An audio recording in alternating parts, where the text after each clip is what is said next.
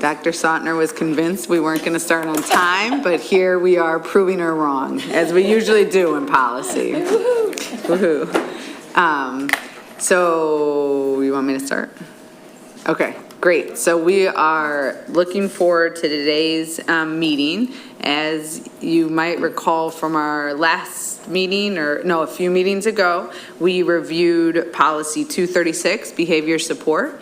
We have been, administration has been working concretely with CSE. You'll notice what we started a few months ago or a few meetings ago is to have CSE at the table with us, as this is not just let's figure it out at admin side and tell us what we're going to do. We know how impactful this policy is, and so we really want to co-create this with our partners and really thank CSE from being at the table and being active participants. We've also, this will now be the third time we've looked at 236 this year, and this entire meeting will be focused on 236. So I will note that the use of generative AI is on here. Policy in AR 134. That's just to keep it on here so we don't forget. And Megan and I are thrilled to announce we will be having a June policy meeting, and so we will move that to there. The joke is we don't normally have a June policy meeting, so we're doing that, yeah. So I'll kick it over to Megan now, and we'll get started. And just want to reframe once more, this is a generative collaborative session, so this is not like admin saying we're doing this, da-da-da-da. So CSE, like full participation, need your expertise in comments, positive pushes, whatever it takes to get us to what is the best situation for our district and for our students is what we want to do today. Thank you. I want to say what she said, and welcome everyone. It's always nice to get together on usually the first Friday of every month to talk policy, and while we start on time, I don't know, we always end on time, and that's okay with me. So I just to restate, the generative artificial intelligence has been a great conversation that we've had, and is a really, interesting, evolving topic that I think we all need our eyes on collectively as a community, as a district, and seeing what's going on globally. So we will continue that conversation in June. Know that in the background, our teams have been working with staff, getting input from students on that particular policy. So we're excited to bring that back, as well as community voice in that work. So we're looking forward to that conversation in June. Today, I just want to reiterate that the process for updating the policy in AR 236 has been one that I think represents a lot of thoughtful community input and partnership, and with the Committee for Special Education, which we've referred to as CSE, here with us today. We are grateful for their support, as well as other partners in this work. And I'm going to turn it over to Kimberly Frazier to, again, kind of give us an overview of what that process has looked like and where we are today. And I think, we believe that, while not finalized yet, because that's the purpose of having a policy meeting, that these updates do reflect, they're not only a compliance measure, but also are updated with current language and practices that feel, I think, better to us collectively, that it's a more user-friendly document right now, again, subject to even further refinements and improvements from these discussions. And in your packet, you should have both the clean copy and then the track changes copy as well available to you. So with that, I'd like to turn it over to Ms. Frazier.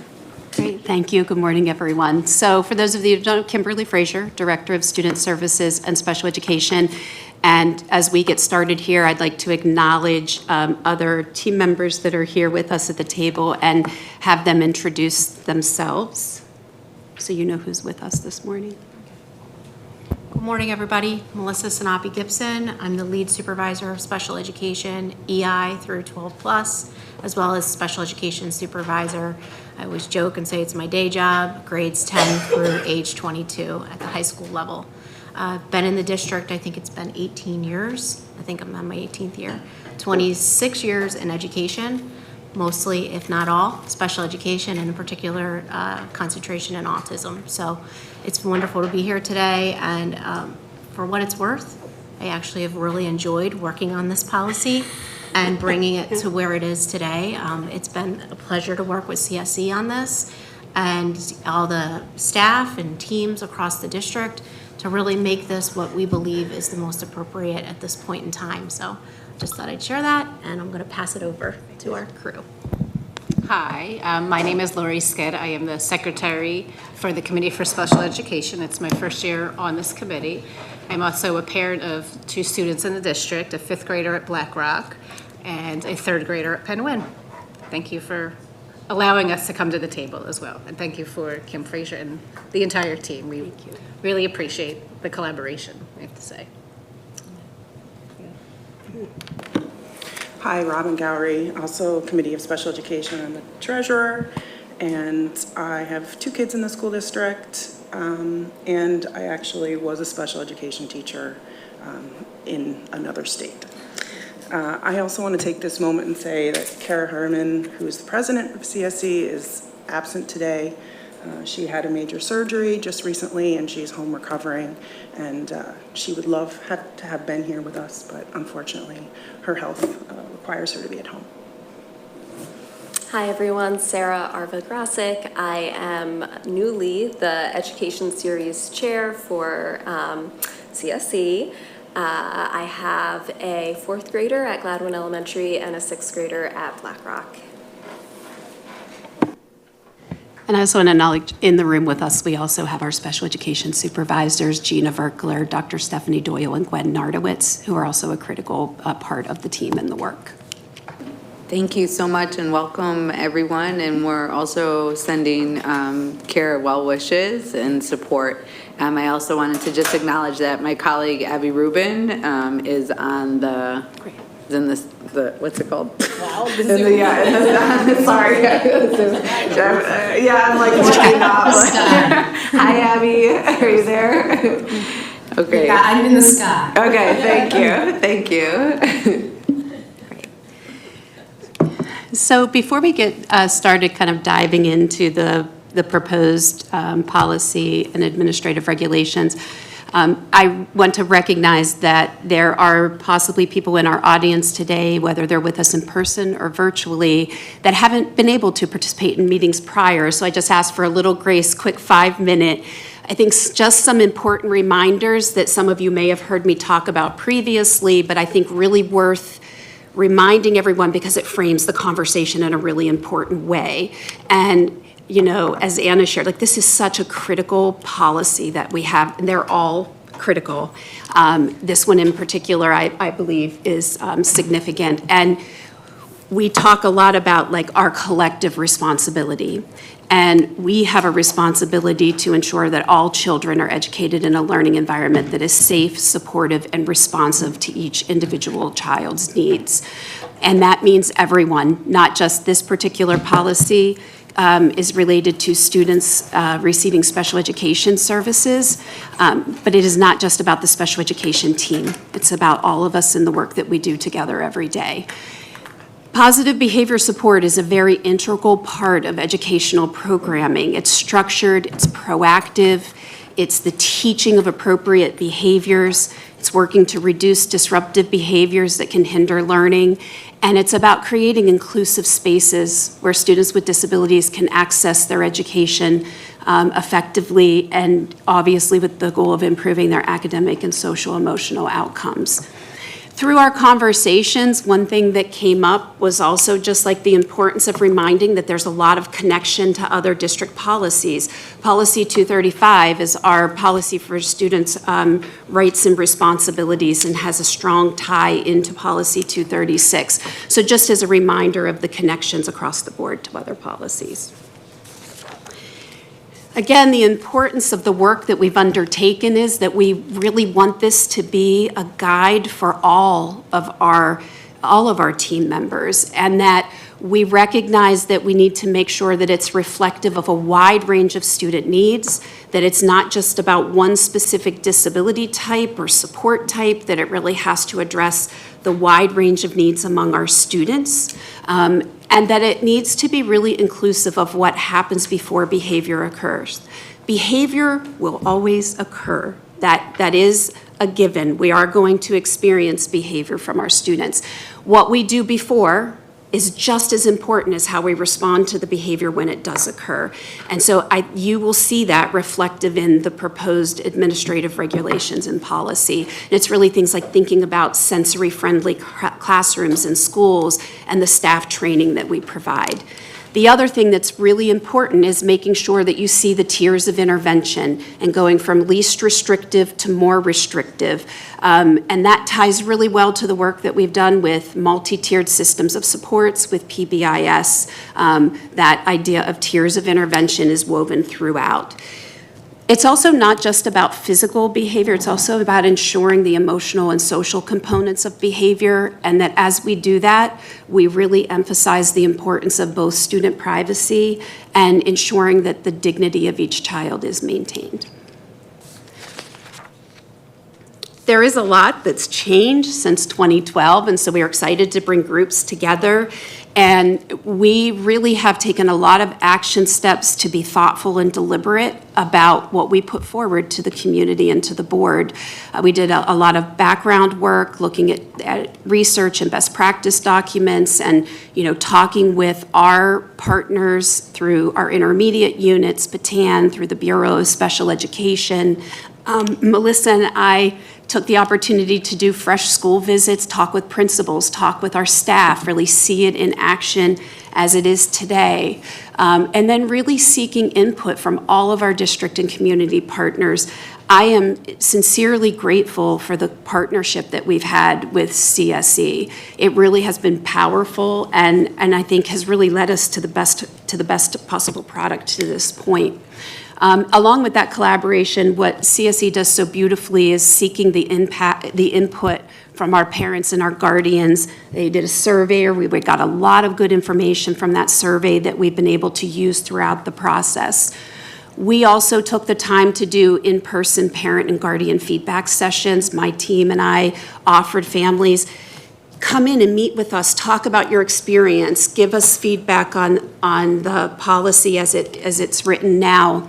I think what we all recognize is that this can be really sensitive. It's a sensitive topic. It can be very emotional for families, and we were seeking to find a way to provide safe places where we could get the largest feedback possible and do it in a way that made everybody feel comfortable. For those parent and guardian feedback sessions, if families reached out to me and said, I can't make it then, I offered personal meetings and did with some meet personally with individual parents that weren't able to attend the ones that we scheduled.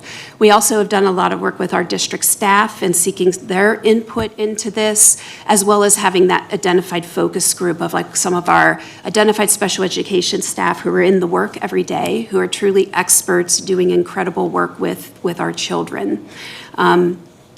With that, as it's evolved, we also offered the education series. We did the parent and guardian training information session on the policy as it's presently written, and we will offer another one at the conclusion of this process, just again so that our community is well informed.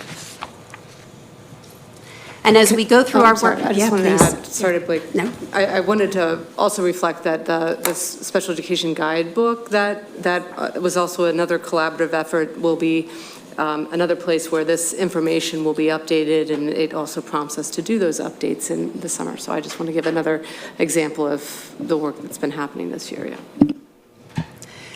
And really the other thing, like through our work that I think is important to remind everyone is that like your policy and your administrative regulations are our guide, but on the other end of this are individual children who require supports.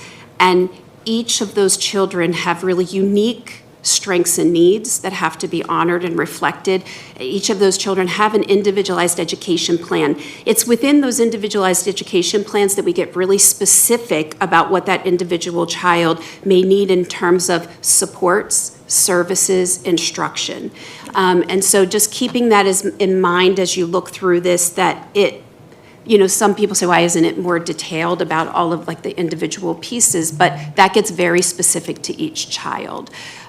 We do intend to do even more additional follow-up work up after today's discussion, really honestly going back to take our best version we come up with today in this working group forum, and then taking it back out to those groups that we've sought input from, our special education teachers, our support staff in special education, our administrators with CSE again, the focus group, to really say, okay, here's where we are now, give us additional feedback so that when we come back in June, our goal is to have really the best product in front of you.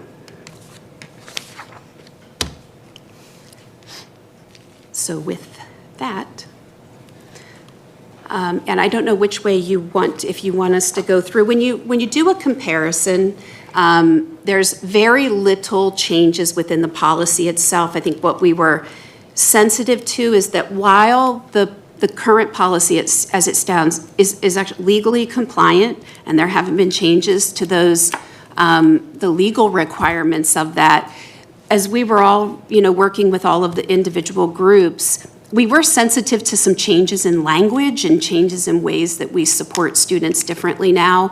And so within the policy, the revisions are really minor, reflecting like the word supporting instead, and then as well as like unsafe behaviors in lieu of saying challenging behaviors. So that's really all that at this point we were recommending for the policy itself. When we get into the administrative regulations is where really the heart of the revisions are. Is that okay? Thank you for that overview. I would love CSE to bring in your voices about additional context or perspective and what's gone well, what might still be needed from your perspective too.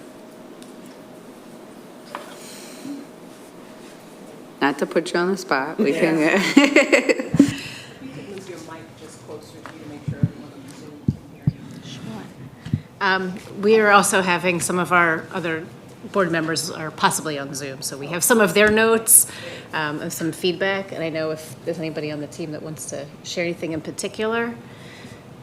Is there anything on here that we want to start with? Or this is throughout? I guess once we go kind of through the AR, we have some questions that might be kind of the best place for it. But just in general, like how our perspective from working with Kimberly and her team has been very, very helpful and very collaborative, and we really appreciate that, and we want the community to know that this has been a really good partnership for us. Thank you. Thank you. And so let's go through it, and I know this is a new way of us working, so if we're going through and you all have something to say or jump in, just feel free, just in the same way we do. Don't wait to be called on or anything like that. And I'll call you in if you don't, so you don't have to worry about that. Back to you, Kimberly. Thank you. So as you'll see, if you are doing like a side-by-side comparison, the general sections have stayed the same. Again, it was still legally compliant as written. We were just really trying to be more reflective of what's actually what's our best practices are right now, and language that's utilized throughout, particularly related to the positive language, sensory integration, as well as like trauma sensitive. So when we look at authority, unless anybody has any questions, I think it's just a minor change. And then as well as review, I think where the revisions really start is under definitions. And thank you. Thank you. So with the definitions, if we want to just go section by section, I'll just highlight. We did do a lot of work changing language related to break area and room. So you'll see that here, but also later in the administrative regulations.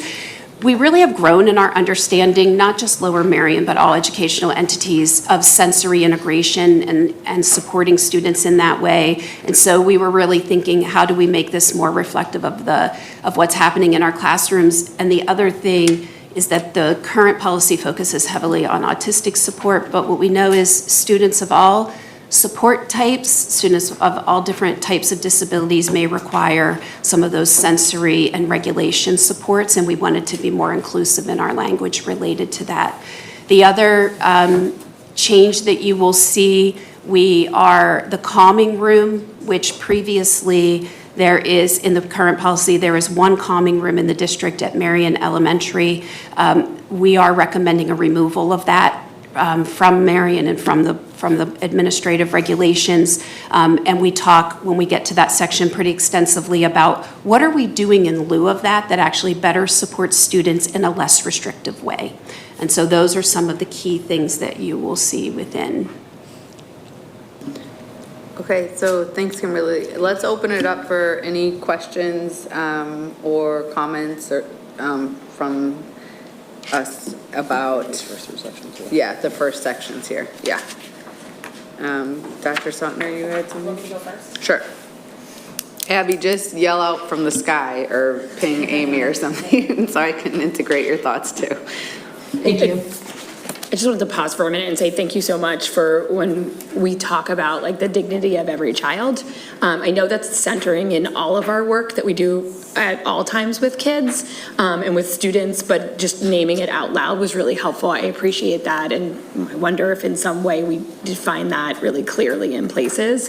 Because we say it, we all agree with it, but there's nothing wrong with writing it in there too. I do want to kind of, as we kind of go look at the policy and look at this, this is a bigger picture question, but when we talk about communication and behavior, and tends to be, not for everybody, but for some people, a binary, that there's communication and there's behavior, and the narrative, the clear narrative is behavior is is a part of the communication spectrum, and for some kids, their only way to communicate. So I don't know if that needs to be defined in here, but clarified, because if you are like a layperson or not in this realm and you're looking at this, let's spell it out. Like, we do not see behavior as combative or disagreeing or these things. We see it as our child and our children and adults trying to communicate with us in some ways. So I think that would be really helpful. And again, I'm locking in the definition side. The rest I'll save as we go through.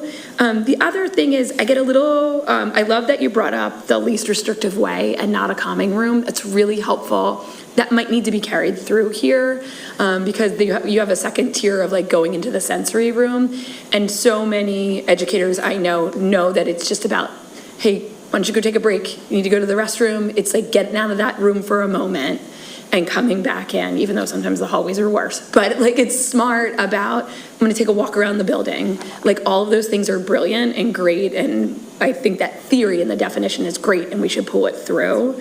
The clear and present danger, is a really hard one for me just because of homes being associated with that and not great with disabilities. That definition has, throughout the years under our First Amendment guidelines, been extremely hard to define for this entire nation for 70 years plus years. So I think it's really hard to define, and I get what you're trying to say there, but if we're trying to give people definitions, we might need to give a little bit more than that, just because it has historically not worked well for people because it is so subjective, and it's so... It all depends on your ability to de-escalate and your ability to understand behavior as communication, and you see it very differently when you have those skills. I think one more and then I'll get off the definitions. This is great though, by the way, I really appreciate it. Just wanted to also add that.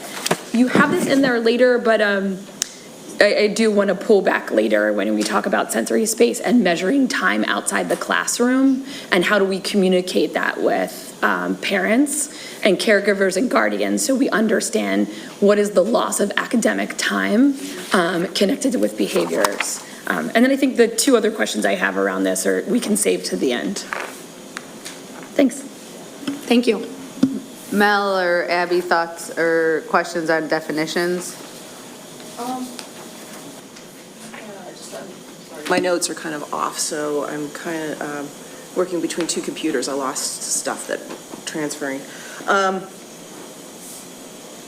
The one thing I'd like to see more on like, we have social emotional learning and the social emotional behavior. So when you're talking about, I think, Curry, you touched on that with like the way the communication said. So a lot of the things is that, I believe when you're talking about disability or special education, you should include social emotional learning or social emotional, I'm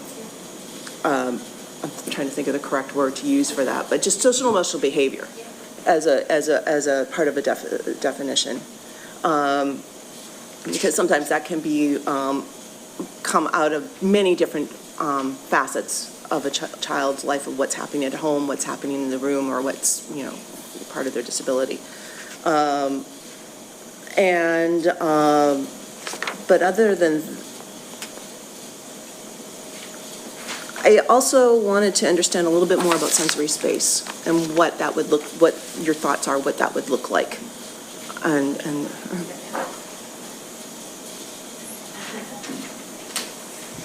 Okay, so sensory space came out of our visits going to all the schools and seeing within the classroom settings themselves, teachers started to incorporate different sort of little areas in their classrooms that were just user-friendly for all the students in the room. If you go back in time and you think about some of our classrooms were unique to having sensory areas, sensory spaces, sensory tools.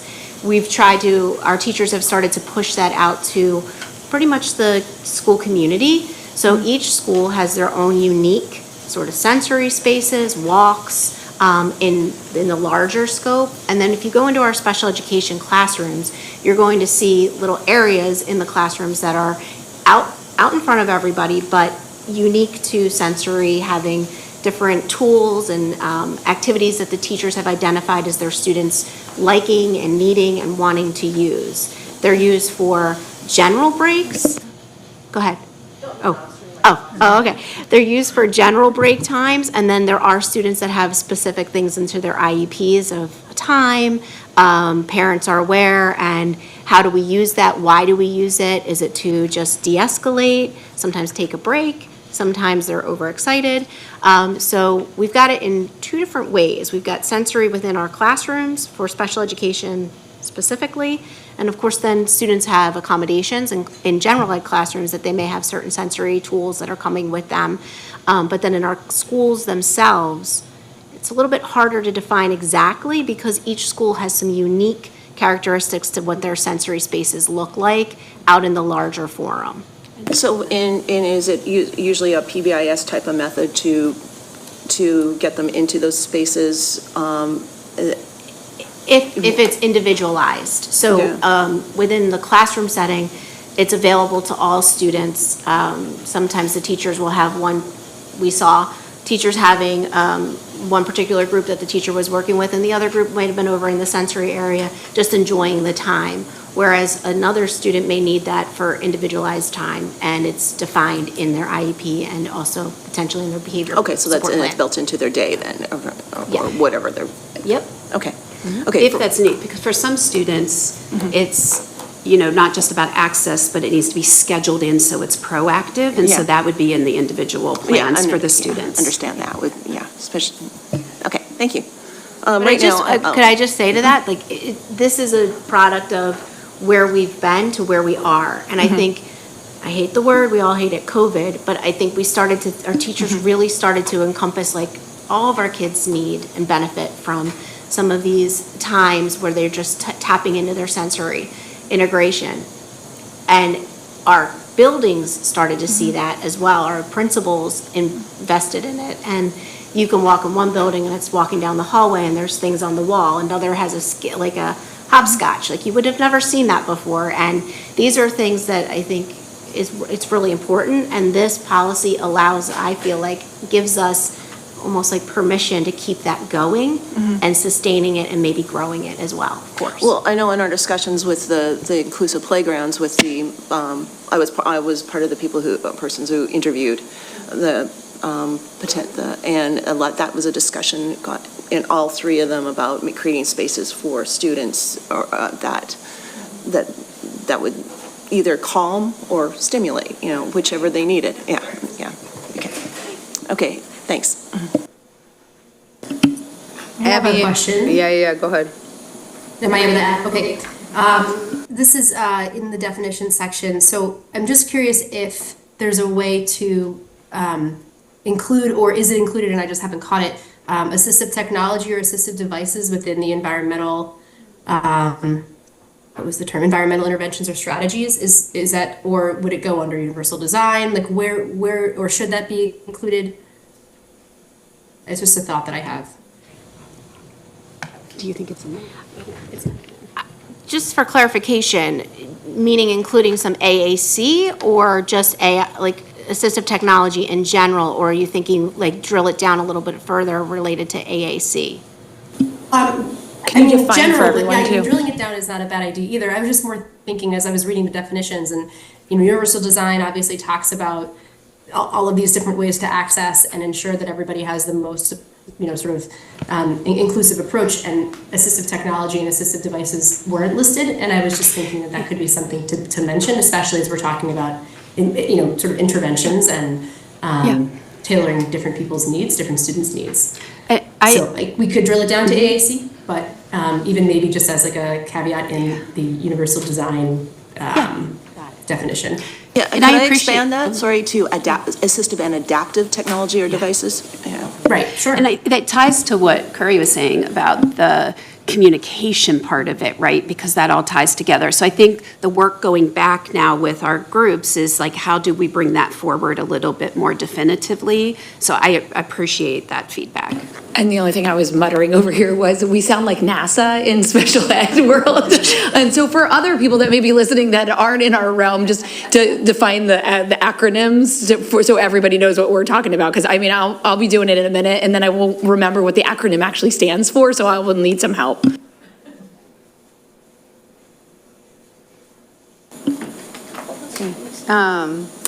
For me, I just had a quick point of feedback. I very much appreciate how how you all have flipped the frame from management to support. And so there was just a few language things, even going back to the actual policy, that either I would love to know why we chose to keep it the same or propose that we shift it up a little bit. So in the, I'm going to go back to the actual policy. So 236, page 4 at the top. We changed it from appropriate strategies for supporting or changing inappropriate student behaviors. I wonder if we can just take out the word inappropriate. I think the spirit of what we are trying to talk about is that behavior is behavior. If it escalates to a point that we need to, you activate the policy, fine, but I wouldn't define it all as inappropriate, to Curry's subjective point. And then similarly, and if this is not aligned within the spirit of what you are doing, would love to know why these words were just chosen. The last sentence, the management of student behavior is predicated on the following. I wonder if you just take out the management of and just say student behavior is predicated on the following, because the word management still has the context or archetype of like control. So that was within the spirit of what I think we were trying to accomplish. I don't know if that resonates with others. I'm sorry, what was the word you proposed in lieu of management? Because I said, when I was scribbling to myself, I wrote facilitation, but then I was like, I think you can just take that out. Megan, couldn't you take out And the just start management student of and just behavior? start at student behavior is predicated? Or the support of student, okay. Yeah. All right, I get what you're saying. I just Yeah. wanted to, I thought I missed a word that you proposed. And I'll pause. Robin, did you hear, you want to bring it to the table? I was just showing them where it was. Yeah, and I just want to learn more, Yeah, I was just saying that it's implied that we're talking about behavior, so I don't know that we need to explicitly say the management of Yeah, student behavior. yeah. It just seems redundant Yeah, and controlling. yeah.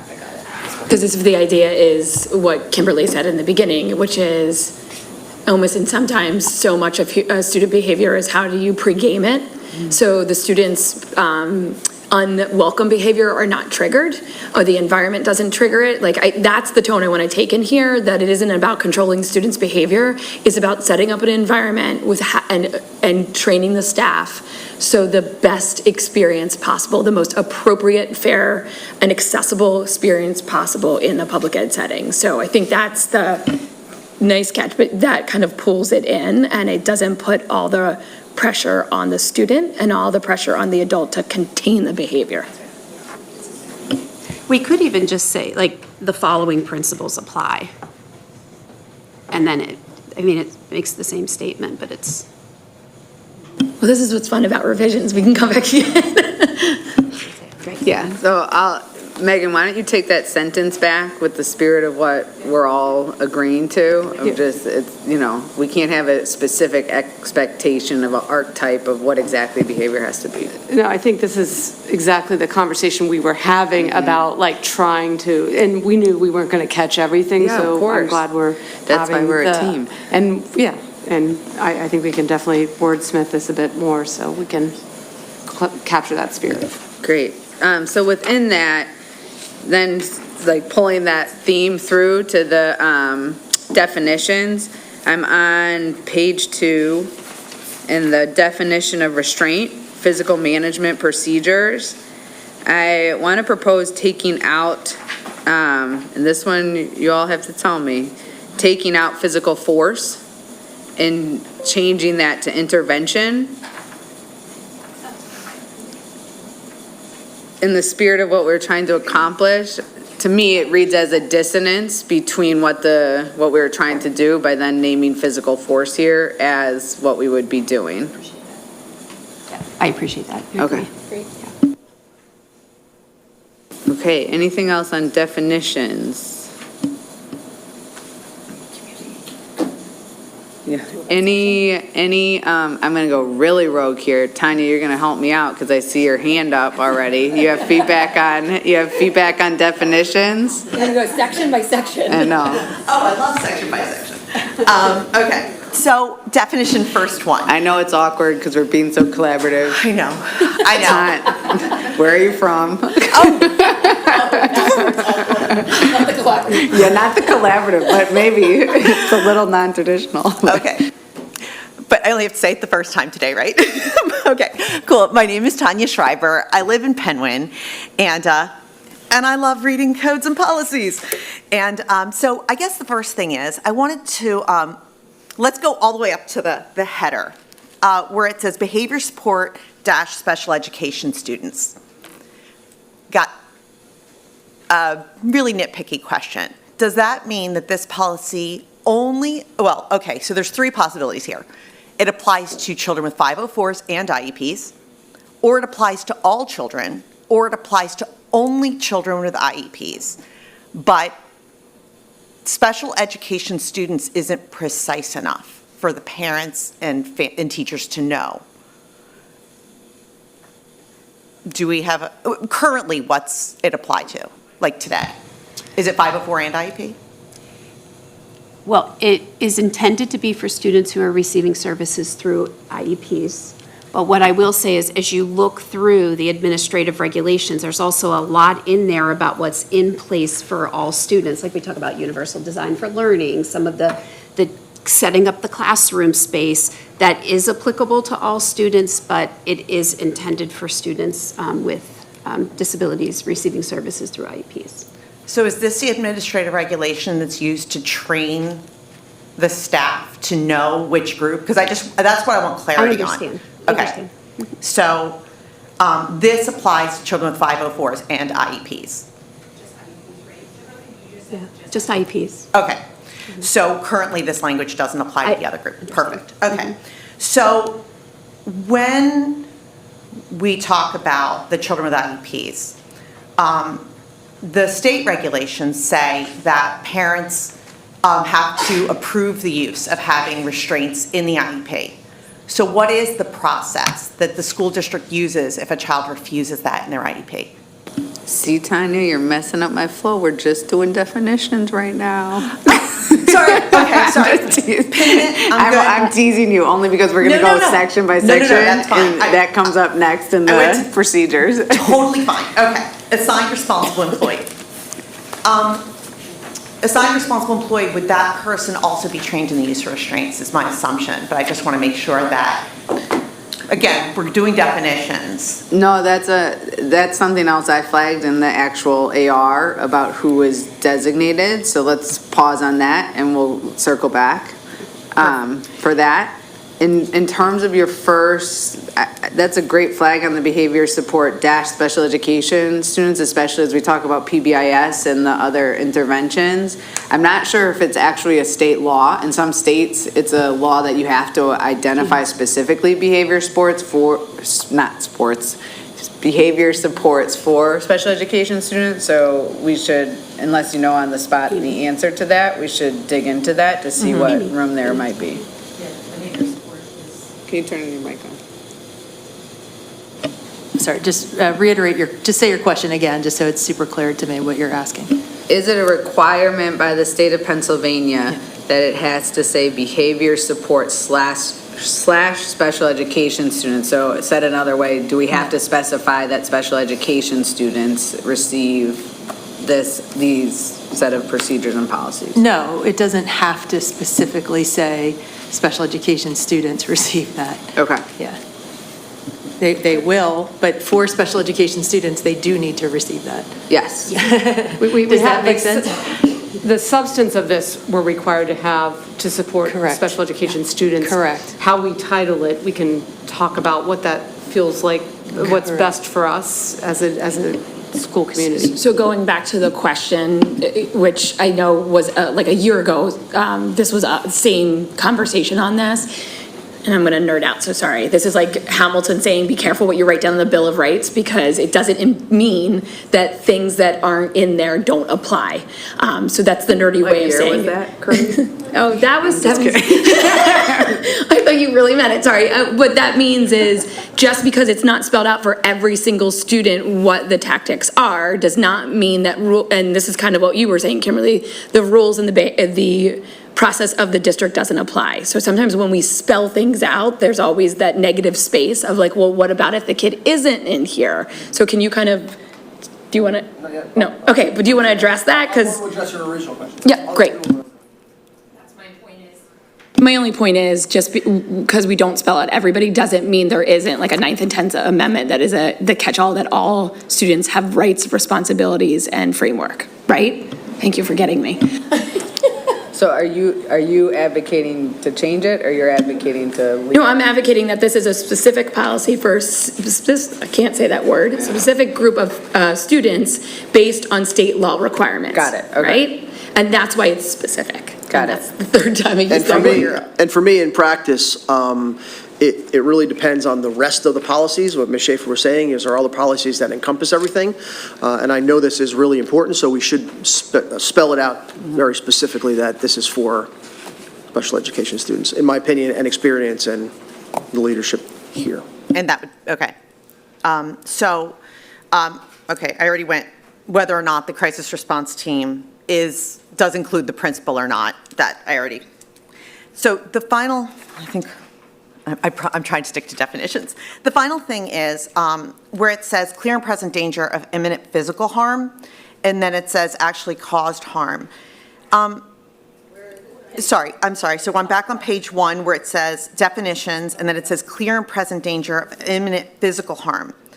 I believe the law is supposed to say serious physical harm. So the bar, and again, because we're asking and because we've been talking a lot about adding the word dignity in, I think it's important to kind of balance that and really point out the fact that we're not talking about physical harm. The bar is serious physical harm, and that word is important. I think we're going to rework that definition a little bit, and because those two words are actually totally different meanings. Yes. Imminent and serious are different meanings. So I don't want to conflate this, but what we did say is that definition is going to be reworked for the next round. Yeah, I think and I'm not a lawyer, but I think it's both imminent and serious. And it can't, that's an important word to pop back in there. And I'm going to sit back down. Thank you. If I could just ask if we all refer to the page numbering that's at the top right so that we can make sure everybody's on the same page. Thank you. Thanks, Latoya. Thank you. Okay. Next section, Kimberly? Okay. Can you just? Excuse us, Yeah, one yeah. second. No. Before we move on, CSE. Ryan. Yes, please. Robin? Yeah, in the definitions on page 2 of the AR, it refers to sensory space, but later on page 8, it responds to calming zone / space, and if those need to be defined differently or just the headers need to change, because I think that's different, in my opinion. A calming zone could be in a hallway with everyone accessing, and a calming space might either be in a general education classroom or a separate part of the special education setting. Do you think it would be helpful if we added a definition in that ties to that calming space too, that we put another definition in here?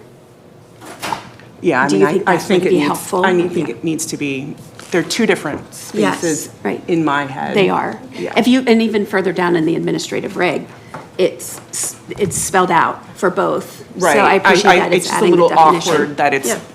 on page 8 on its separate definition and not in the definition page. Thank you. Portion. Yeah. Great catch. Thank you, Robin. Yeah. So we'll take that back to rework it also. Anything else from definitions? Okay, next section, Kimberly, and just start with which page we're on so we can all get there. What page are we on? We're on page. Should be page 20, Okay, at the bottom or the top, Latoya? Pretty much at the top. in the middle. Oh, great, okay. I'm going to talk through. Yeah, yeah. So really just framing the intervention rationale, and I started our conversation with doing some framing of that so it ties throughout. One thing that we wanted to make a little more clear is related to how we have to give consideration to how students' disabilities might impact student rights and responsibilities in Policy 235. Having a disability doesn't preclude a student from consequences, but consideration has to be given to the student's disability. And so we tried to be a little bit more clear about that. We're also emphasizing in here, again, like those tiers of intervention are, what page? Page 20. I apologize. I'm looking at my notes, so. You're in intervention rationale? Yeah, intervention rationale, Okay. yeah. Okay. And I'm sorry I wasn't more clear about that. And then it's the tiers of intervention, which again, are so critical when we think about how we support students, always starting least restrictive and being deliberate about moving through those different levels of intervention. Are some of the things that you will see that are a little different. And then, just to highlight the aversive techniques, these are right from PA school code. So I know some people will be like, oh my gosh, Kimberly, electric shock, we would never. I'm like, I know, it's in PA school code, and so we bring that language over based on what PA school code has. And I think that's why we try to highlight, that's where it's coming from, as opposed to we made it up. I have a few. Do you want to start? No, you go first. Okay. I'm going to get in the weeds here for a second, all right? How I see the intervention rationale playing out when it's a manifestation of a disability can get really subjective really quickly. And so my concern in paragraph 3 here is it alludes to the fact that you could use subjective force even if it had it, or physical, how did we just read? Physical force or restraints prior to having had the conversation with an IEP team, because you are then allowed to change the IEP, which I know is a legal practice. However, that practice sometimes can be the most challenging things when things happen. And so I am wondering about the conversation you all had around that, if this was what was agreed upon for here, what leeway there is to have it be that, do we review this policy with all parents in IEP meetings, even if it's not written in an IEP? So just thinking about those pieces, I'd love to learn from you all on the conversation that was had.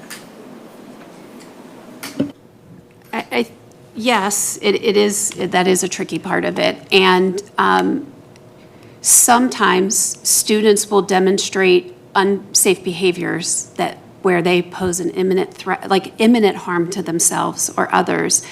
And it may not already be, and it may be the first time we've seen that from a student. And in order to keep that child or other children safe, we have to intervene with physical management.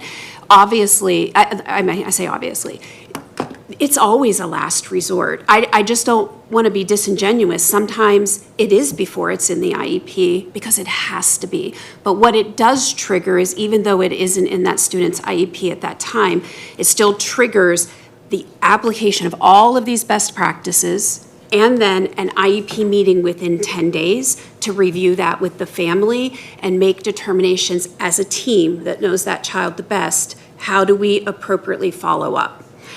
We've seen it where some students, that happens one time for various reasons, and we don't need to continue to use that level of restrictive supports. So students' needs change, and we have to be flexible.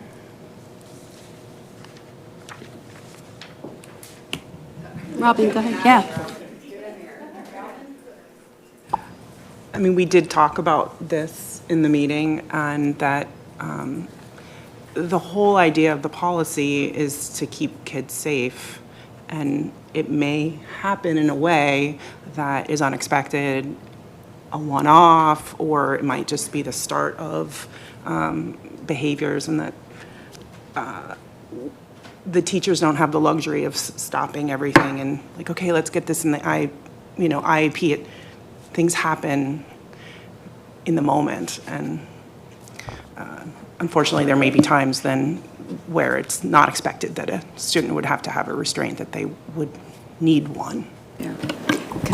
Could I just add to that? One thing that, and this comes up later, but we heard from a lot of community members, was the importance of being notified.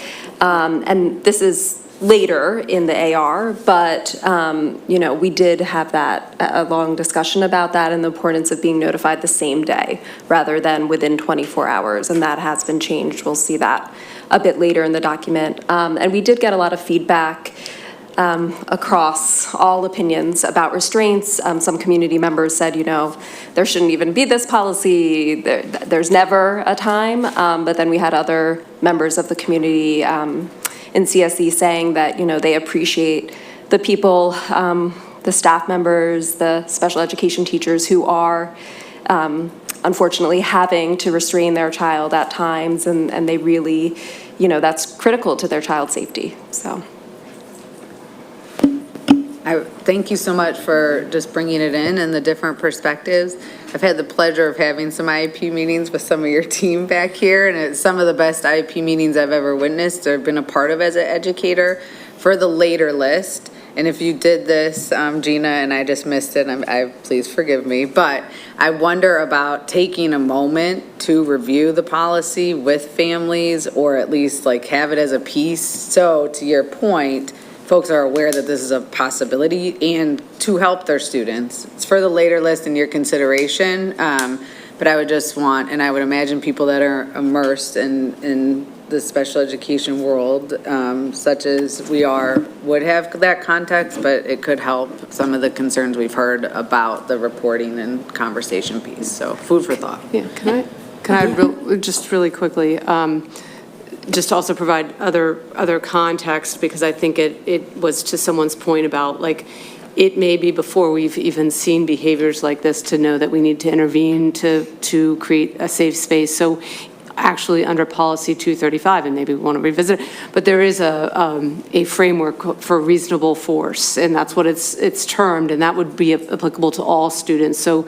staff is authorized by law, by our policy, to intervene where there's a safety risk, and that's true for all students, and sometimes that's that judgment call, and we want to make sure we're providing good training around that for all staff, but then also more specifically to these cases. So if we change one place, I just wanted to note that there's another provision hanging out there in 235 that we might want to just think through as well to make sure we're all on the same page. Oh, I appreciate that. And then now you have my mind going and I better get off the mic. I'm going to take us down I'm a sorry. rabbit hole. But if you're going back to 235, then I'm just also curious, how do we have that represented in the student handbook? Which I'm sure you do. That can be later list too. I just get curious. I just wanted to frame it as. Yeah. No, it's important. Curry.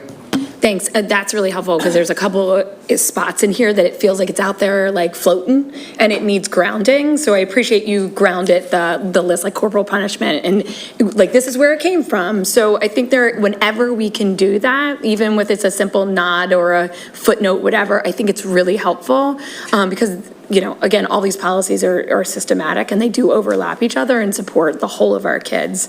I'm going to start with paragraph 3 at the end, the last paragraph on this page, and then back up to the one above it, because I do think they're cross-connected in so many ways. And this might be a little bit later, but notification, it may need to come up higher because there's a couple things. When this happens, this is extremely traumatic for everyone. And so caregivers knowing right away. And then I wonder, and this might be later on in a clearer way, and I just don't have it in my head yet, is like, what is triggered? So whenever there's an incident in any realm, it's like, it's not just a review of the child's behavior, it's a review of the incident. And so again, these 2 paragraphs are tonal, that it's a kid problem that we're trying to manage and do. And again, there's truth to that, but it's also an environmental factors, and at times can have an adult problem that creates the kid problem, or behavior, I should say, not problem, but behavior. So just like, what is the triggered review that triggers it? And then I'm going to say this, and you're going to rightfully throw a shoe at me. Like, if this happened, I want an FBA, and somebody's going to have functional behavioral analysis trigger, because that is not a baseline level of an IEP team. So if there was a behavior that happened that you had to restrain somebody, the first thing you're going to do is make sure there's an FBA, but I think we need to spell that out in there because it's not a part of the IEP team. And it also needs to be really clear, even though I know it is, that guardians and caregivers are a functional part of that IEP team. An IEP meeting cannot happen and they cannot be changed without at least strong notification to the parents. So I just that gives people, when they read these ARs, a safety and security that all the levers are going to be pulled. And then my last part is the student disability section does not automatically, I appreciate you putting that in there because I think that is a hard line for a lot of people because it puts a lot of kids in jail, let's be honest with it. They become adults in jail. So I think it's really tricky to say, how do you say this statement without a little bit, this is where I need some kind of meat behind it. Like, where is this connected to state policy? Where is this connected to other policy? And it kind of lingers out there before the restraints, and just wondering if the order's right. Because it's almost like all of these things and then this statement is said, because these are all the interventions you guys are doing to make sure sometimes a child needs to be restrained so they do not hurt another child, and then this isn't triggered. Sorry, We're going to jump in. you go ahead. Sorry, I'm done my Questioning other spots. Yeah, a couple things to that just to highlight notes I'm taking. In all the hours and work we've done with all the different groups, the one thing that we've talked about that I think we could do a better job reflecting is that part of like after teams need to utilize the physical management procedures. Best practice is for that team involved, the staff members that were involved, to come together afterwards and talk about what transpired, what went well, what could we do better, what could we do differently, what could we do better. Our teams that take the time to really do that, we have, good outcomes for students doing that. And to your point, it is also about the adults in the environment, and that regrouping after the fact we have found to be like really critical conversations. I mean, Melissa and I have been in many those conversations together. So I think we can next time have in front of you better reflection of that best practice that's in place. The other thing back, Anna, what you were saying about the communication with families, The other part, and then you referenced the student handbook, right? The guide, the special education guide that we did in partnership with CSE, when we look at our annual revisions coming up for next year, I think we have to think through some of that related to this a little bit better. And then the other thing is to, plug for, we will do another presentation for parents and guardians on the updated policy. And that will be recorded and posted. And so it'll be another place where we can say to families, like, it is a lot to take in. And when you're in the middle of the situation as a parent, it can be very emotional and hard to take it all in. And then sometimes, and this would be me too, to be honest, it's better in a quiet space to say, okay, I'm gonna read through this, or I'm going to watch the video, take my time through it. So we are building those resources for families as we're going through this. I just want to echo that those are the things when you did that big training on trauma-informed practice and like, what do you do when an incident happens? Like that is where that is, like that was a public presentation that was really excellent and you really walked through, your whole team did, this is what we do. And so again, how do we cross-connect what the practice is to make it more transparent? And you're right, when you don't want to be looking at this when you're stressed and something's going wrong. And also at the same time, you're probably not going to look at it until something goes wrong. It's like that horrible life.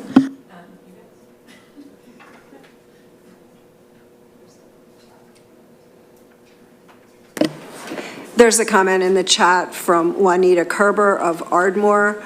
I appreciate and applaud that everyone's expertise and work.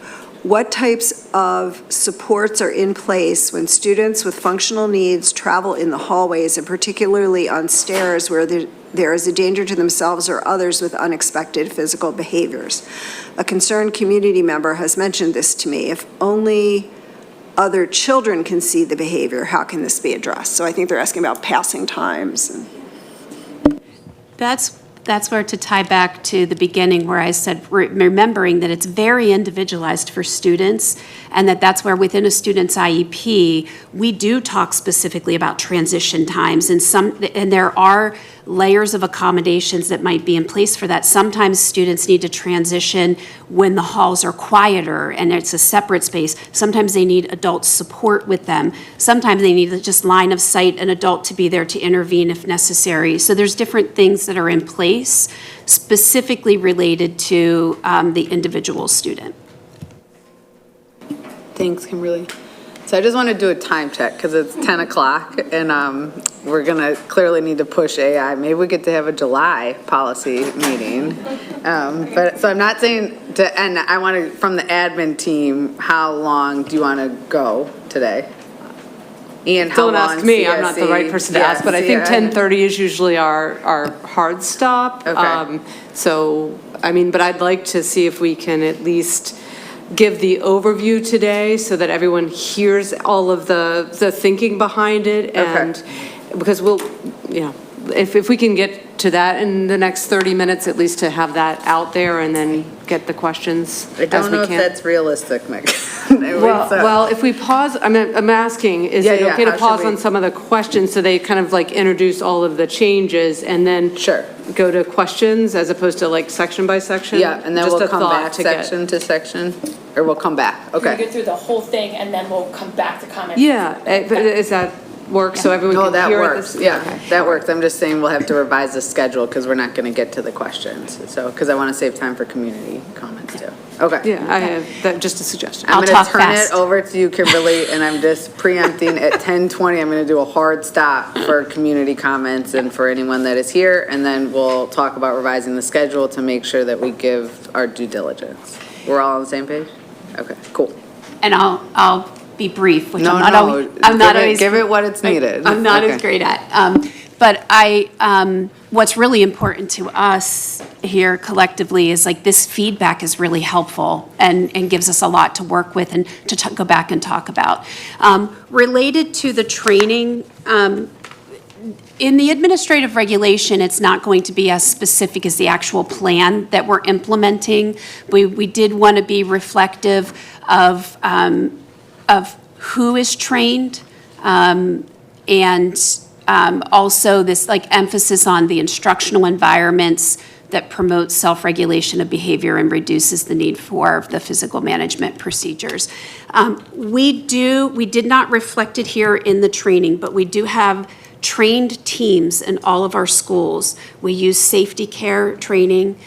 Safety care goes through all of the layers of intervention from least restrictive to the physical management procedures. There's a lot of time spent on de-escalation strategies and training. We have teams in all of our schools that are safety care trained. That includes an administrator in each school. That includes our some special education teachers, identified paraprofessionals that support. The size of the team and who is part of that team is looked at annually. It's dependent upon specific student need and programs. In some of our schools, we have some more intensive support programs that require larger teams to be trained based on the individual needs of the students. And that training is provided annually. For safety care, for your initial training, it's 2 full days.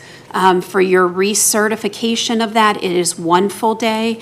The group size is limited to 10 individuals with a board-certified behavior analyst providing that training. So I just wanted to share, because that's a question the community has asked a lot, so I just want to share with you that we do that. We didn't memorialize it here in that way. I mean, open to feedback on that, but I did, while we're under training, just want to share that work that is done in our schools.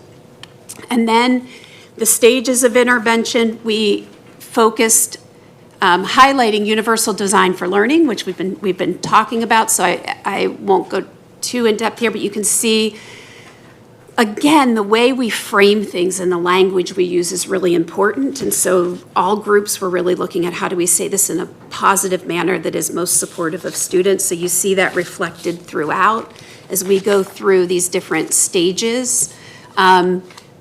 And talking about, the universally designed sensory spaces and tools for all students. This was newly added in kind of like in place of where we had the information about break rooms and break areas.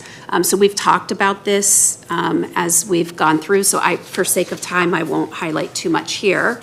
And then if we keep going down through, each stage will also say how it's written and recorded for a student so that parents are clear on what they can expect to see. And then as we go down, you see the sensory spaces and tools for students within IEPs and how that's described. Again, I'm doing high level because for time's sake. If we keep scrolling If you want to flag anything, Kimberly, it's okay. You're doing great. Okay, We still have 15 minutes. I feel like through our conversation, Okay, go we've ahead, talked a Melissa. lot about sensory spaces, but please. I do. I just wanted to put it out there that, something that we hadn't had before, but I think is really critical, is our teachers came back to us and said the collaboration with occupational therapists is critical to using sensory spaces and tools and making sure that we have the right equipment, the appropriate equipment, and people know how to use the equipment. And so we were careful about when it's out in the larger forum, who's using it and how are they using it, and probably having rules associated with that and like check-ins with teachers, and then in the classroom drilling that down even further. So I think it's important to point that out. Really appreciate that. I just want to add that in. Thank you very much. And then as you go down, you'll get to the calming zone and space. As I've already mentioned, we are recommending a removal of the calming room from the policy and from Marion Elementary. We do not need that, and it's because, honestly, of the great work that the teams have done with building a space that supports emotional regulation, that has all the tools that the students need. Instruction is provided it's a classroom space, right? It's 2 classrooms that support the emotional support program. That's the case in Marion and our secondary schools. And it allows for a separate space. If a student's having a hard time and you need to divide your group, you can do that protecting dignity is, like, that's at the heart of that. And it allows them then to receive support for regulation in the same space where they get instruction. They use it every day. It's a comfortable space. So what the team's done really well is be able, again, to create a less restrictive space to provide the essential supports for emotional regulation. This is one of the things that I'm most excited about, the work that our teams are doing with this. And then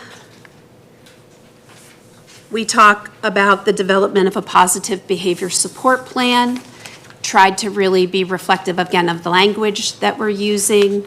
And then a reminder here, as you just look at some of the recommended revisions, we really think about also that it's very specific in individual students' IEP, how that is supported. And then we get to the portion about the restraints and physical management procedures. You see that language brought in. That's how it's starting to be referred to within the educational community, QBS, safety care in particular. I just wanted it, I don't think it's appropriate to completely remove the word restraint because that's people understand that. But I think it is a good idea to start bringing in that language of like physical management procedures. So that's why we reflected both of them throughout. And then we just talk about how we support a student. We did also, reflect how it's reported. So the Pennsylvania Department of Education, PDE, and their Bureau of Special Education, BSE,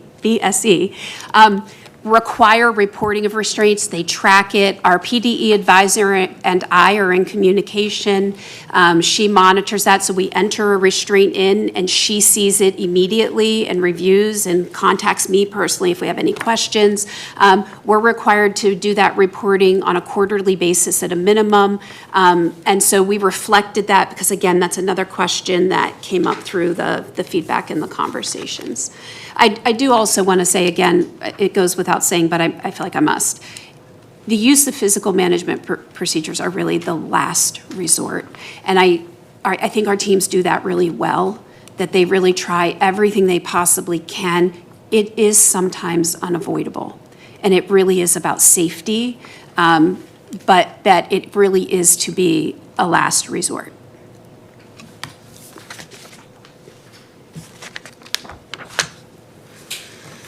And there you go. See, you did so great. Now we have 10 minutes. Now it's flying. Yeah, now it's flying. Megan, do you have anything to add, or Dr. Manelli or CSC? No, I think I think it allows for a little bit of time to do questions by section if you want to proceed that way, at least. Do you want to go back to questions by section? Okay. Okay, let's go back to sections by questions. So questions by section. We left off on Training. Thank you, Dr. Manelli. That's page 22.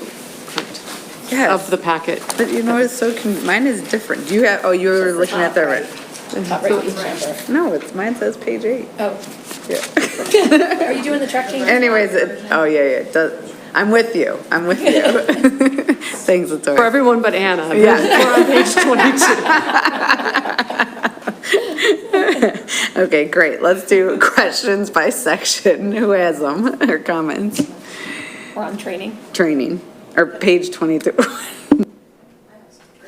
I have a question if I can go, unless are we reaching out to the community first? No, go ahead. Go ahead, Abby, and then Okay, can you hear me? Yes. Okay. I just have one question with regard to the concept of training. Is there a way to include evaluation as well? Like evaluation of the training? So that we can keep this as a sort of an evaluative process that's, understanding we have to kind of move with the needs of the community and continue to assess our own sort of success.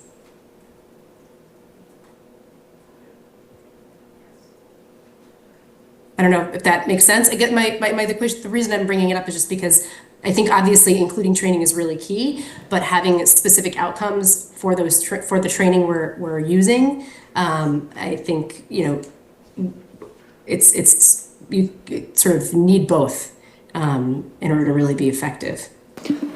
Abby, that's a great point. Would adding a line at the end of that paragraph, something like, "and the superintendent or designee will evaluate the effectiveness yearly," or is something? I was thinking like that works, and also like in the very beginning it says, the superintendent and or their designee shall establish a plan for the training and evaluation of. Yeah. Okay, great, that's way easier. If that's, okay, great, thank you. Yeah, thank you. Okay, are other people okay with that? You had something, Robin? Okay. Yeah. Amy, it's about the training section? Part of it. It's a long time. Okay, read the training section part.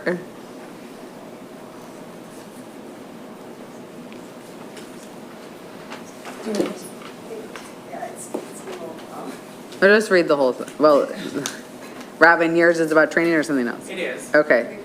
Why don't we go there and then we'll go to here? Okay. I just wondered whether or not there was a place, maybe not in the AR, but maybe in the guidebook, or how we explain it out, just kind of what you just said, Kimberly, that, the training takes place, there's 10 people per trainer, just so that people understand a little bit more about how the training actually occurs, not necessarily when, because or maybe even it's that, it's got to be renewed every year, and the very specifics that I know that we talked about.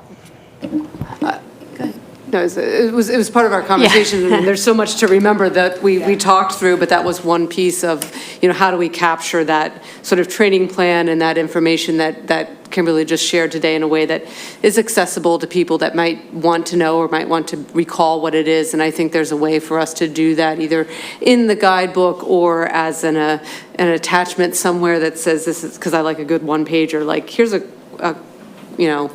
quick hit on this information, and it's available to anyone that is interested. The nice thing about the guidebook, which we did talk about, right, was like we intend to update that on an annual basis. And so it can be a little more fluid, Robin, based on like how you're saying, it can be a little more fluid based on, what the needs are at the time, and can give a place for families to go to see more specifics about what that entails. I mean, a question is like, do we ever reference like that in policy, like reference to the guidebook, or make a comment about? I feel like it's getting a little weedier than we normally provide, and I think the guidebook would be a really good place to put it, or at least reference through the guidebook. So that would be my just opinion on that. And just like any IEP, you always have that list of all the other resources at the end of IEPs. Like maybe at the end of this policy is like, here's like the quick hits.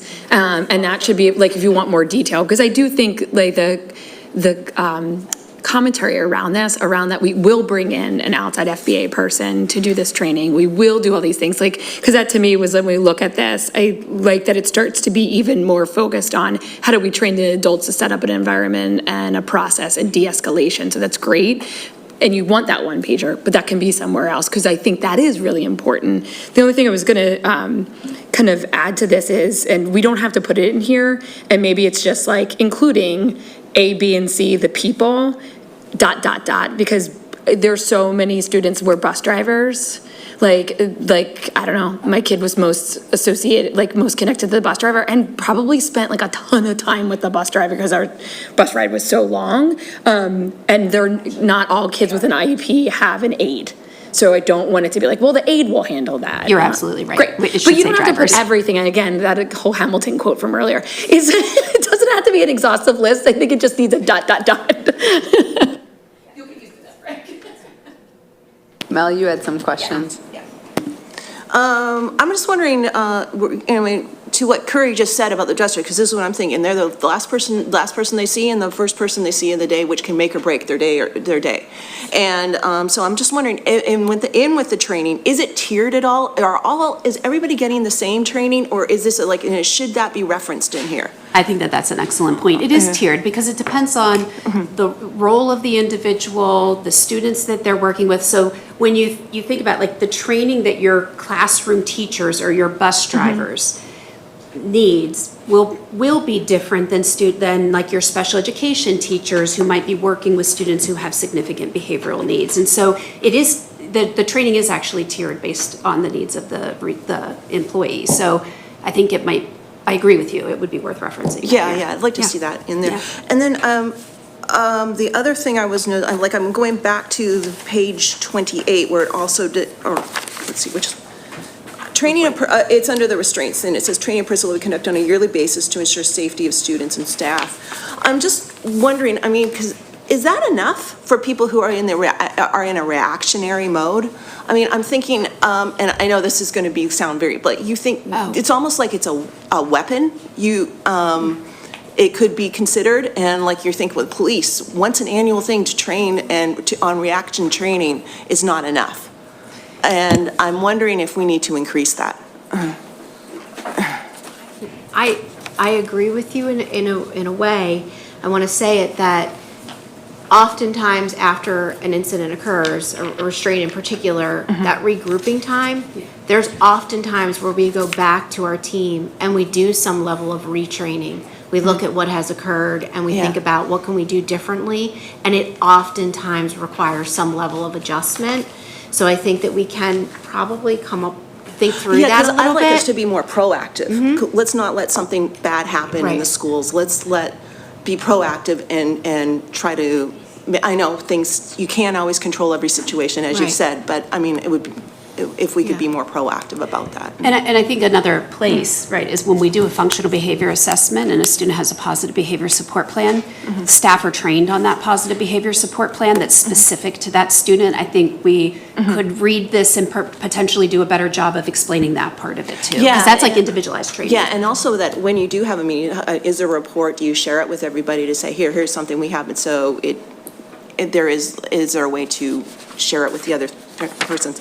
And also, is there an annual review of the, like where I work, we have to review this policy once a year, we have to do a test, and also we also have to do our mandated reporter testing and training.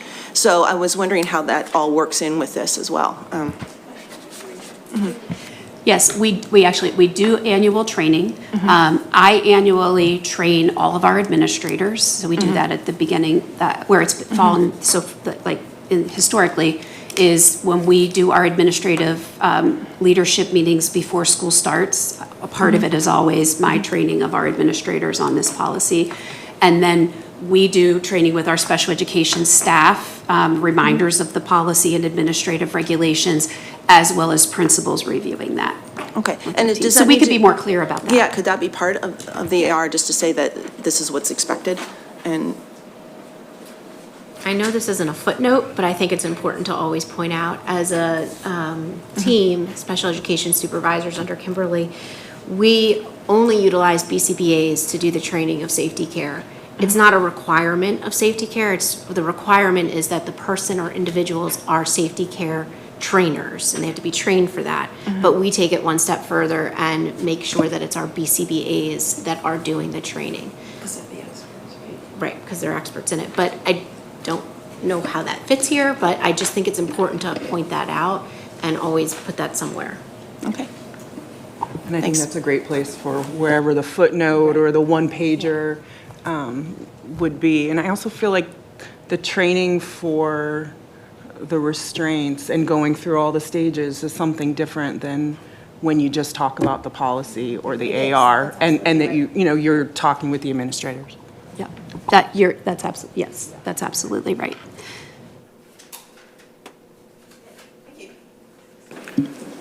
First of all, before we get to the community comments, I want to thank Kimberly and her team very much. I want to thank the CSE. This was a great learning experience for me, just this hour and a half, not to mention all the work that you have done, so I appreciate it. So, yeah, can we get to some community comments?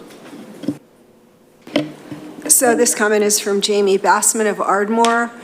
I wanted to share the legal definition, imminent danger of serious physical harm, measures that are not intended merely for the possibility of unsafe situations, but rather to situations that can result in death or serious bodily injury to another individual as defined by 18 U.S.C. 1365 H3. It includes a substantial risk of death, extreme physical pain, protracted and obvious disfigurement, or protracted loss of impairment of the function of a bodily member, organ, or mental faculty. The standard that should be applied is whether a staff member would ever consider restraining a student that does not have a disability if they are, in the staff member's view, showing possible intent to hit, kick, scratch, or bite another individual in similar circumstances. Action should only be taken if the risk of serious physical harm is so severe as to outweigh the risk of serious physical harm and serious emotional harm to both the restrained individual and those restraining them. As an occupational therapist, I want to also emphasize that the district's contracted occupational therapist needs to be aware of and reviewing and working with teams to implement this policy. Lastly, it needs to be clearer whether their training process includes information on the amygdala and polyvagal theory in particular, along with other markers of trauma-informed training practices. And that's the conclusion of the comments. Thank you so much, Jamie. We'll take all of those into consideration and incorporate. It would be helpful, Amy, if you copy and paste that. Yes. Amy will copy and paste it and We email save the it. chat Yeah. always. I don't even know if I pronounced those right. Thank you. And now I want to invite community members that are here, if anyone has any comments or contributions, come on up. And just remember to state your name and where you are from. Good morning. My name is Colleen Bertrand. I live in Wynwood. I was speaking last year at the general business meeting, and it was really difficult, but it was worth it because I showed up in a new way as a parent willing to share some painful truths. Since then, I had meaningful conversations with my children, especially my son Miles that I mentioned, about what happened and what we've learned, and that honesty has opened the door to ongoing connection and healing in our family. Two questions continue to weigh on me. Could what happened to my son occur again today? And is my continued engagement with the board and with the school district making any difference, or am I speaking into the void? I'm thankful to the board and Kimberly and the CSC for putting energy into this process starting back in February. However, this process has been fragmented and opaque, one making me wonder if there will be meaningful change. I'm also hopeful about the arrival of Dr. Rinelli and will support his work. But let's be honest, no leader, no matter how skilled, can fix systemic issues alone. As a community, we can't check out. We must stay engaged and ask hard questions. One of those questions is about power. Power differentials exist everywhere in our schools, and yet they're not addressed directly. These differentials include, but they're not limited to, adults and children, administrators and paraprofessionals and aides. Those are the ones directly involved in restraints. Between learning specialists and parents of students with IEPs who face a steep learning curve just to meaningfully participate in IEP meetings. We need to talk honestly about how force is used, protectively or punitively. If the district doesn't create mechanisms for self-reflection and inner critique, it risks being shaped by external forces, lawsuits, whistleblowers, oversight agencies. These are costly, painful correctives. But we can choose another path. We are a district with resources, passionate families, and a high percentage of students with IEPs. We can lead. We can build a system that does more than manage demands. We can build one that listens, reflects, and acts with courage. What has been done so far is a good start. I'm asking the board to consider a whole system in the room dialogue process to surface the perspectives and needs of the various stakeholders. This must be facilitated by an experienced external party. This must include teachers and aides and former students, those that want to participate. It may need to include a mechanism for anonymous input, grappling conversations build trust. This kind of process says your needs matter. Because when trust is low, when needs go unmet, when safety feels threatened, people don't stay quiet. They speak through grievances. They fight to be heard, and honestly, they should. The final thing I said in my statement last spring was, we can do better. My voice was shaking even more than today. The only question is, do we have the courage? Thank you. Do you have a few minutes after the meeting to stay and talk to me? Yeah. Thank you.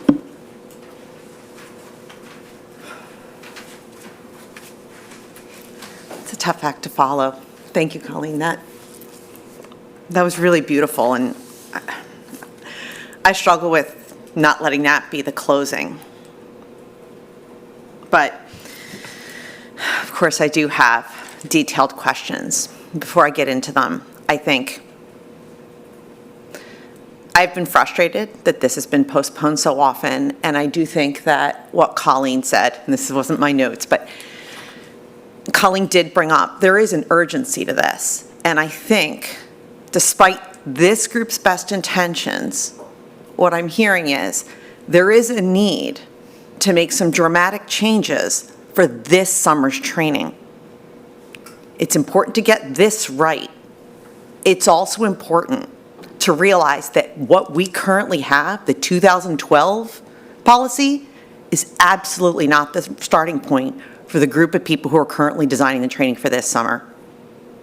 We've done it when it comes to athletics. Perhaps we should do it when it comes to this. It seems to me the only way we are going to get this done in time for it to make a difference this summer is to call a special session with an external group to address the issues. We simply don't have time to keep bumping this on agendas and only doing it at 9 a.m. on a Friday, once a month. It's just, we ran out of time. It's not worth discussing why we ran out of time, but we just did. Okay.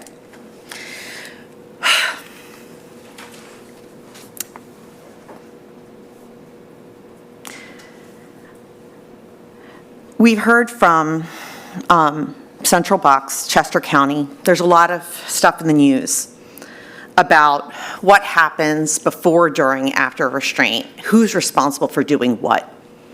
And when I look at the level of detail we've put in this draft, we have a lot of detail. I mean, we even mentioned electrical shocks. There's a lot of things we describe because it's in state law. And then there's areas where there's state law that we just chose to not add in. We can't get that today, but I do think that we have lawyers that could probably go back in and see what was omitted and whether or not. Maybe the law changed since we wrote that. Maybe it's just a matter of cutting and pasting that back in. But the area that I think is far too short is written record as compared to the rest of the policy. Written record is where Chester and Central Bucks got in trouble. Who was responsible to do what when? We have a great example, Policy 235, where we talk all about, we have tons of forms in Policy 235, and they're absent in this one. Okay, a principal's supposed to report to the state. Do they then have to copy who? The superintendent, Kimberly Frazier? Who do they send a report to after that? There's a bunch of people who witnessed it. Who? Are they supposed to call Childline? I'm a mandated reporter, and I'm telling you, if I saw this happen at the camp I work at, I'd make the call. Because my understanding of my training is that I'm legally obligated to make the call. Even if it turns out that Childline checks it out and it was a totally legal restraint, I'm supposed to make the call. So is that in our training right now? Is that in our, it's blank. And I don't know what the training is. Maybe that should be brought here and we should discuss that. Who is responsible for it? It seems to me like we are saying, I know there was a discussion in March about Kimberly being the one, Ms. Frazier, I'm sorry, being the one who calls in. But it seems to me if the person who's safety care, the lead, the point person for this is going to be the principal should be the one who takes the lead all the way through. The investigation, they're the ones who are going to be the debrief sessions afterwards. Make them the person responsible for reporting to the state and sending a copy to whoever else needs to know in the administration. I want to make sure that if safety care, if there's a kid who has a one-on-one and there's restraints in their IEP, to get to Juanita's point, the best way of making sure that that IEP is faithfully followed in the halls is for the person who's responsible for faithfully following that child in the halls to also have the training. And finally, when it comes to the safety care team, I think it's important to make sure that we, again, memorialize that the safety care team has all the information they need. And whether we like it or not, it seems to me, we are currently in a district that has chosen to have restraints. Okay. Various opinions, people can agree to disagree. But in the state of Pennsylvania, a parent does, if let's say you have a child with a heart condition or a child with hypermobility issues, there are children who in their IEP, it says they can't be restrained. I don't know what we do in that situation. This policy doesn't say. I don't know. And I think that's a really big question and an important one to ask. If we have a child with a heart condition and we're saying, hey, that kid might do something that's not safe, but our staff has been told they can restrain this child and their IEP says they can't, I don't know what we do. But I do think it's important that we discuss it and write it out. Thank you for doing this. Thank you. I am so relieved to see this happening before this summer. Thank you.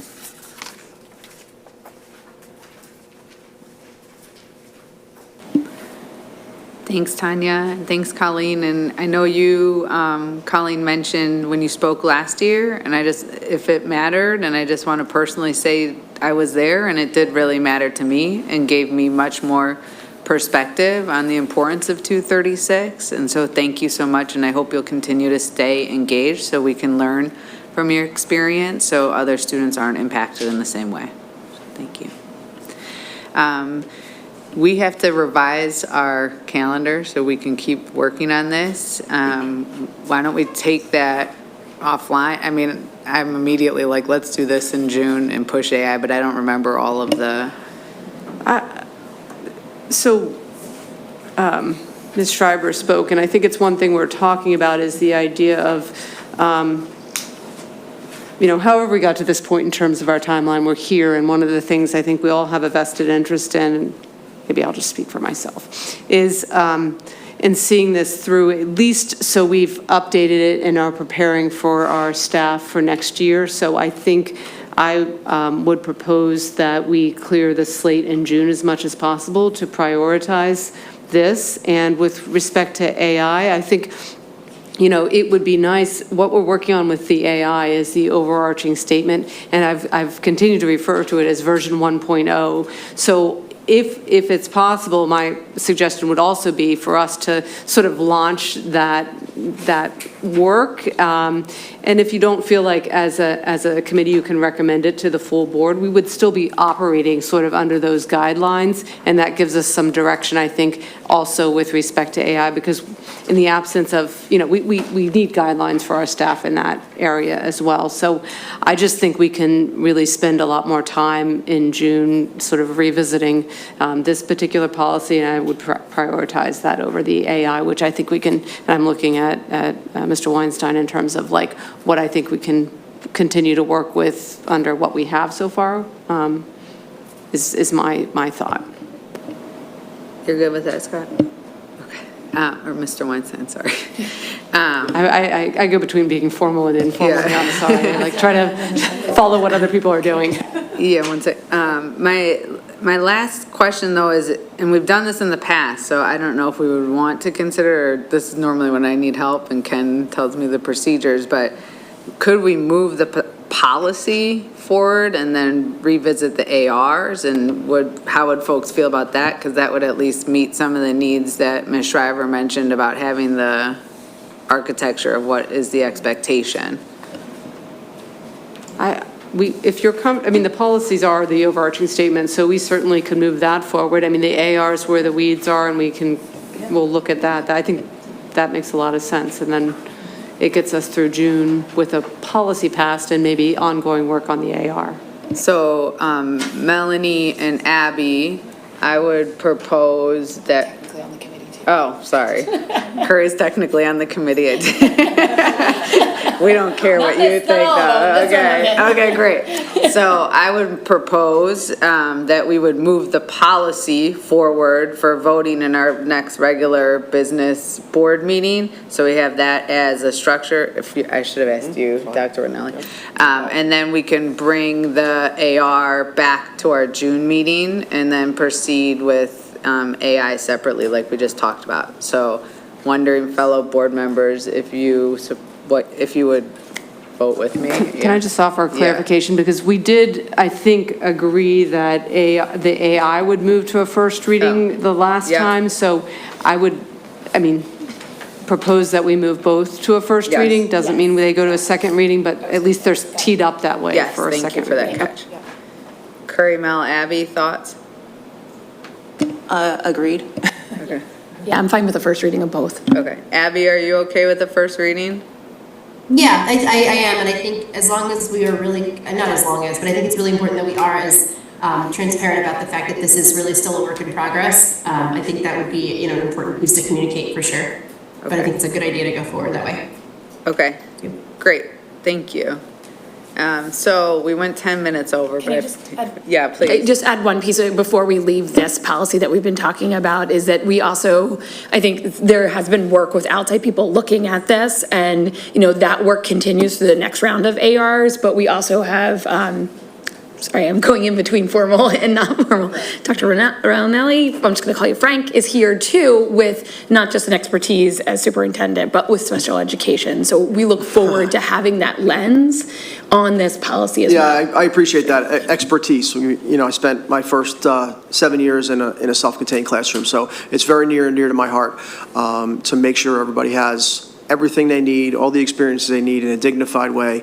So we will really look at this very hard. Not too bad, Megan. 10 minutes over. That's like way better than normal. So thank you. And with that, our next policy meeting is June 6th. June 6th, right here. And we'll do work in between to flesh out the ARs and focus again with this on the agenda. Thank you, everyone.